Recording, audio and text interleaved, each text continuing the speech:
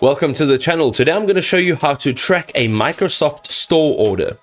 Alright, ladies and gentlemen, you've made a purchase on the Microsoft Store. Now we are going to track that order. So first of all, visit account.microsoft.com and navigate to your order history page to view all of your purchases and their current status in one convenient location. If you checked out without signing in, use the guest order lookup tool with your order number and email address from your confirmation email at Microsoft Guest Order Lookup.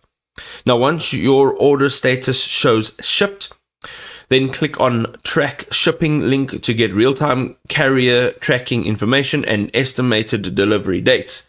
Now, any outstanding order statuses, there's pending. Your order is awaiting processing or a payment update. This status typically clears within 24 to 48 hours, so this is just when you've kind of started with the purchase. Then your order, if it says in progress, is actively being prepared for shipment. The items are being gathered and packaged at the fulfillment center. The next status is shipped, so your package is on its way. You then get to click the tracking link to follow your delivery in real time with the carrier. And then the next and last status will be completed. Your order has actually been successfully delivered. You can now enjoy your new Microsoft product, and at this point you should actually physically have it.